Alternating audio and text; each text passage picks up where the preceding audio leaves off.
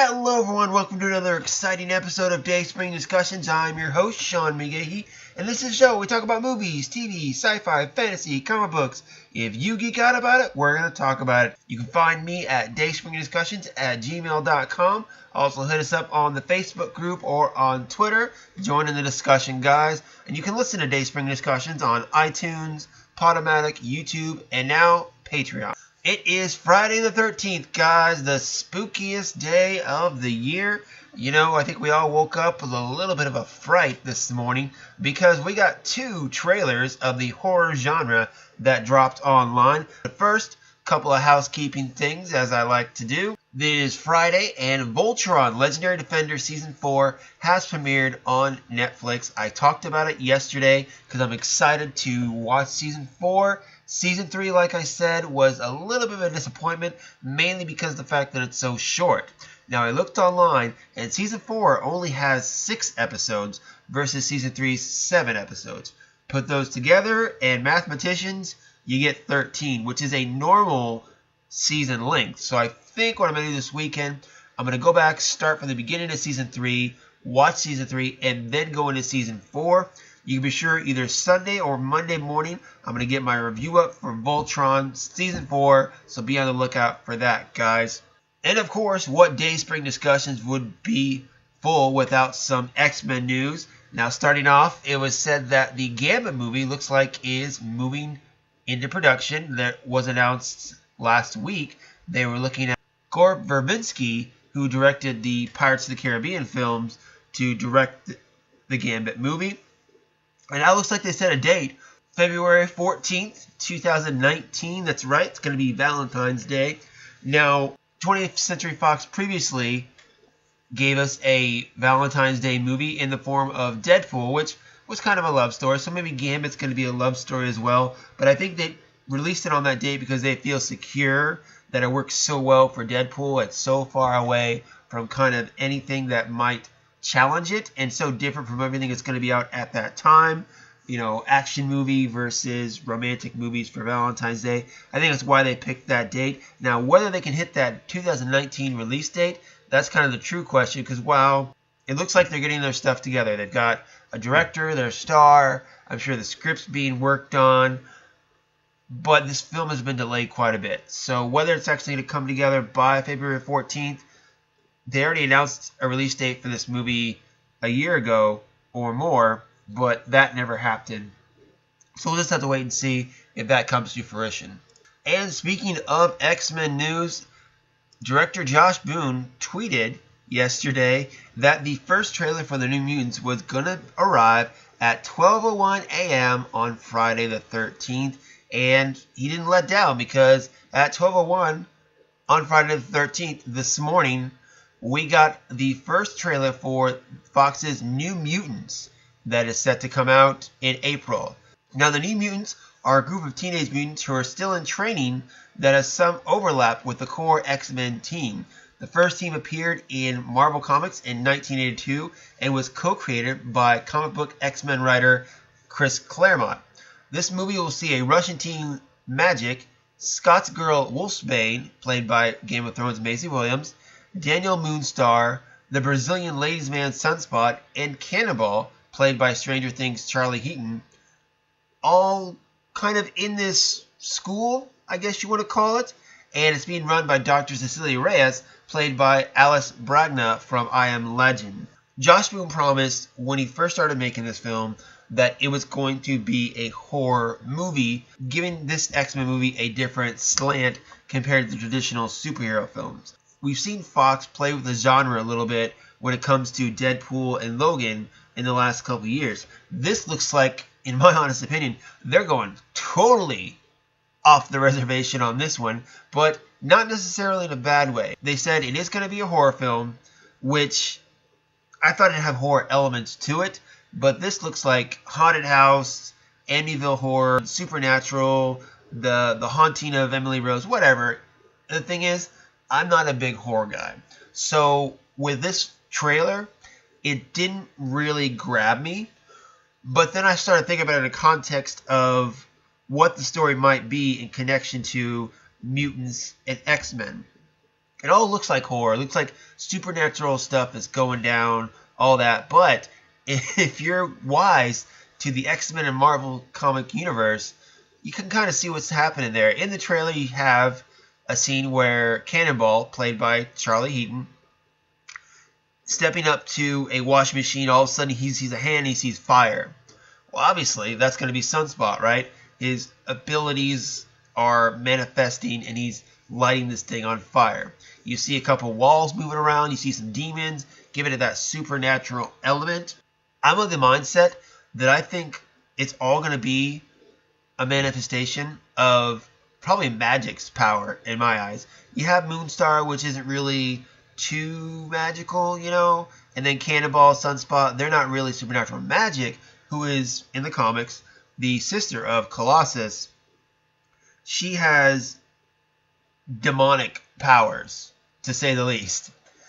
And I think all of this is going to be a manifestation of her powers. I'm not 100% sure, but taking mutants and putting them in this horror context, that's what my mindset is. She can't control her powers because she is a very powerful mutant. And I think she's going to just not be able to control her powers. None of them are going to be able to control their powers.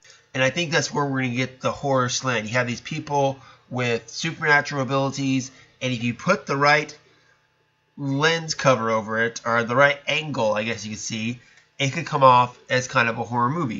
A couple of cool shots that I liked in the trailer. One, you see the guy with the mask. Well, any X-Men reader knows that's the Purifiers, which is the group of people who are looking to wipe mutants off the face of the earth, usually led by Captain William Stryker. Now, in this one, I'm looking up on IMDb, there is a guy in the movie called Reverend Craig. So my guess is he's the one that's going to be leading the charge against the mutants. Another shot that I really liked, it was one where Dr. Cecilia Reyes, she actually had claw marks on her face, it looks like. My guess is that's actually going to be Wolfsbane, which is Macy Williams' character. I'm really looking forward to seeing that her wolf out, almost like a Michael J. Fox Teen Wolf kind of thing, perhaps. That's what I see that as. They're playing this all, like I said, as a horror movie, as, you know, an outside force is attacking these kids. They're not sure what's going on. I think when it comes down to it, it's them not being able to control their powers. It's Macy Williams' character not being able to control the wolf inside of her. It's Sunspot not being able to control him bursting into flames. You got Magic or Ileana, her not being able to control her demonic powers. Put that in a house or in a school, and yeah, some scary shit's going to go down. And I think that's all what it is.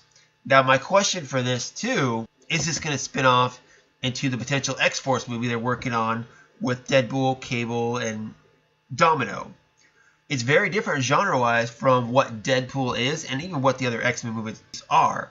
But the fact that they were doing New Mutants, and then in the comics, the mutants like Cannonball and all them grew up to be X-Force with Cable, I thought that's where they're going to transition everything to. Given it's a totally different genre, I think that'd probably make most sense. Honestly, I'm thinking this is all just for a ruse. I mean, it's going to come off as a horror movie, but when the dust settles at the end of it all, you're going to get your basic superhero kind of feel to it, where they're all able to control their powers. Maybe even we see James McAvoy roll in and be like, I have a school that can help them. Maybe that's going to happen. That's just my idea, thinking out loud there. But anyway, this trailer, like I said, it looks different. I think Fox is taking a risk, much like how Marvel does, where they're taking now different genres and putting them in the superhero genre, subgenres. I think it could pay off. It looks pretty cool. April's kind of hinging on the summer blockbuster precipice, especially in recent years when movies seem to be coming out sooner and sooner that are big epic films. I'm not saying this is an epic film, but I feel like going up against some potential competition in April might be a little hard for it, but I'm definitely rooting for it. Josh Boone, I actually enjoyed The Fault in Our Stars. Pretty decent film for a teen romance film. It introduced me to Ansel Elgort, who was my number one choice to play Han Solo, but that didn't happen. But in any event, it's interesting. I'm definitely going to go watch it, which is really interesting because I don't watch horror movies that much. I'm I definitely don't go see them in theaters, but I have to check it out. It's X-Men, and I have to see if we get Professor X rolling in at the end, or we see Cable at the end saying, "Come with me if you want to live," or something like that, guys. So you check it out. Let me know what you think. Hit me up, dayspringdiscussions@gmail.com, or of course the Facebook group and on Twitter. All right, next up, of course, Netflix has dropped the final trailer for Stranger Things Season 2, set to come out October 17th on Netflix. So in this one, quote, "As the Upside Down continues to leach into the real world, the citizens of Hawkins, Indiana come together to save not only their town, but all of reality. Will's visions of the evil alternate dimension continue to plague him, but even though he seems helpless in the face of the otherworldly evil, his best friend Mike believes Will, not 11, holds the key to the Demogorgon's final defeat." Now, it's been announced by Netflix already that Stranger Things is getting several more seasons after Season 2. So you can be sure that the Demogorgon and the Upside Down probably won't be defeated by the end of this season. In fact, I think it's probably going to get worse by the end of the season. So Stranger Things, I will say I watched Season 1, and I liked it, but I didn't love it. A lot of people are insane about Stranger Things, and I get it.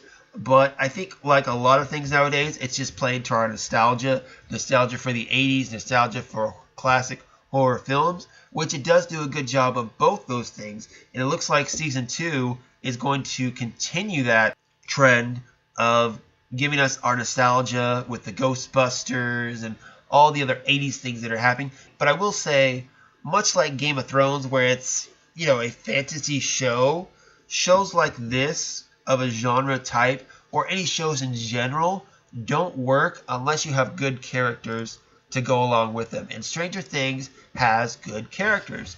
Leading it off, you got Winona Ryder and David Harbour as Joyce and Jim Hopper.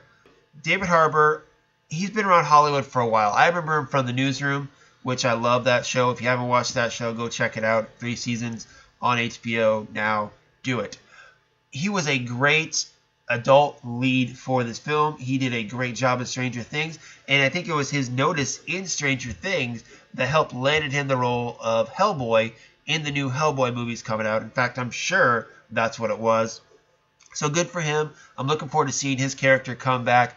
Winona Ryder, all she did was cry and scream and freak out about her son being missing.